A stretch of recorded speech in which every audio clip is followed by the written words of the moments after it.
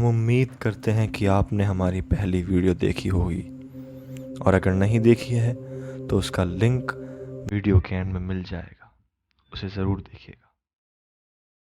अब आप उन दोनों आदमियों की कॉन्वर्जेशन सुनने जा रहे हैं, और ये कॉन्वर्जेशन रियलिटी को क्वेश्चन करती है। मेरे बीवी बच्चे दोनों अब नहीं रहे, वो मेरी दुनिया थे। अब मैं जिंदगी किसके लिए जीऊंगा? इस दुनिया में इतनी सफरिंग क्यों है? क्यों यहाँ लोग बीमार पड़ते हैं?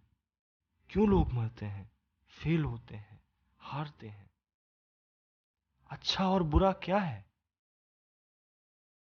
ये दुनिया अगर भगवान ने बनाई है तो इसमें इतना दुख क्यों है? ये परफेक्ट क्यों नहीं? मैंने सुना है कि भगवान परफेक्ट होते हैं, तो उन्होंने ये इम्परफेक्ट दुनिया क्यों बनाई? और क्या उन्हें हमें देखकर दया नहीं आती? तो मान लो कि तुम्हारी नई नई नौकरी लगी है और तुम्हारी सैलरी भी बहुत अच्छी है, और उस दिन तुम्हारे बॉस ने बोर्ड मीटिंग में सबके सामने तुम्हारी तारीफ की, और ऑफिस से छूटने के बाद तुम एक गार्डन में आते हो। तुम्हें पक्षियों के चहचहाने की आवाज सुनाई दे रही है। पूरा गार्डन फूलों से भरा हुआ है और उनकी खुशबू तुम्हारी नाक से टकरा रही है। तुम्हारे सामने एक बहुत सुंदर गुलाब का फूल है। तुम नीचे झुकते हो और एक लंबी सांस लेकर उस फूल की खुशबू लेते हो, और उसके अगले दिन तुम्हारे बॉस ने बोर्ड मीटिंग में तुम्हारी इंसल्ट कर दी, और वहां से लौटते वक्त एक तेज चलती कार ने तुम्हारे कपड़ों पर कीचड़ उछाल दिया, और तुम उसी गार्डन में उसी गुलाब के सामने फिर से खड़े हो।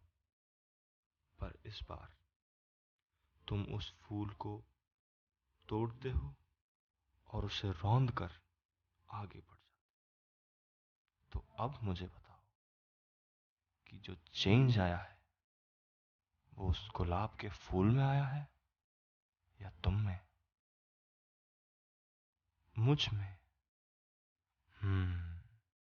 इसी तरह उस भगवान ने जो ये दुनिया बनाई है वो परफेक्ट है, और इसे जैसा होना चाहिए था ठीक वैसे ही है।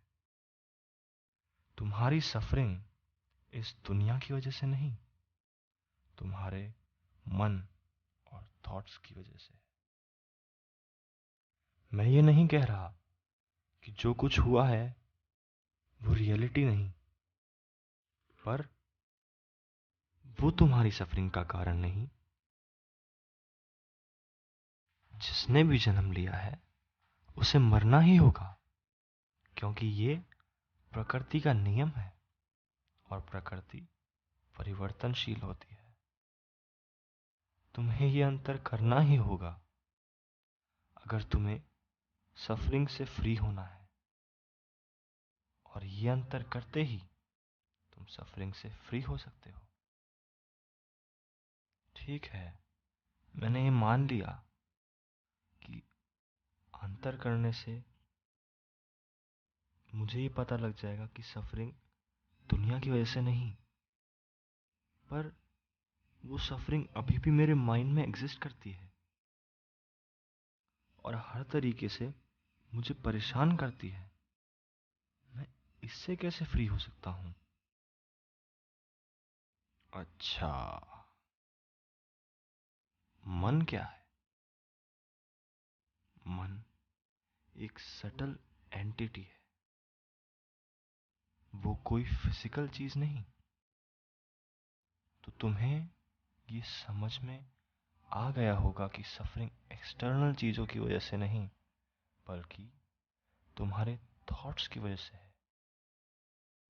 तो अब ये तुम पर डिपेंड करता है कि तुम उस सिचुएशन पर कैसे रिस्पॉन्ड करते हो।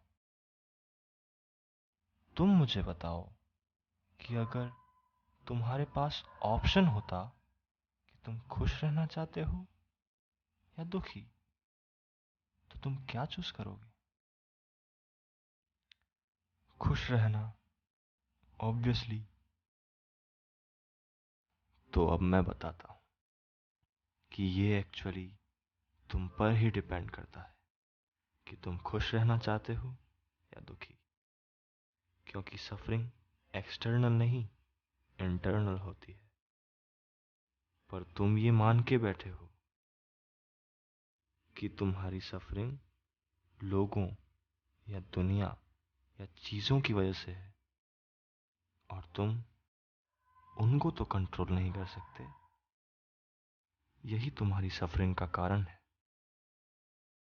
अगर चाबी तुम्हारी ही जेब में है, तो तुम पूरे शहर में क्यों ढूंढ रहे हो? क्योंकि तुम अब तक यह मान चुके हो कि चाबी तुम्हारे पास नहीं, कहीं दूर है। पर जब तुम ये रियलाइज कर लोगे कि सफर करना या ना करना पूरी तरह से तुम्हारे ऊपर है, तब तुम सफर ना करना ही चुनोगे। और ये ही सफरिंग का एंड है। अच्छा, अब बहुत समय हो चुका है। अब मुझे जाना चाहिए। पर मेरे और भी क्वेश्चंस हैं। जानता हूं, पर वो सब फिर कभी।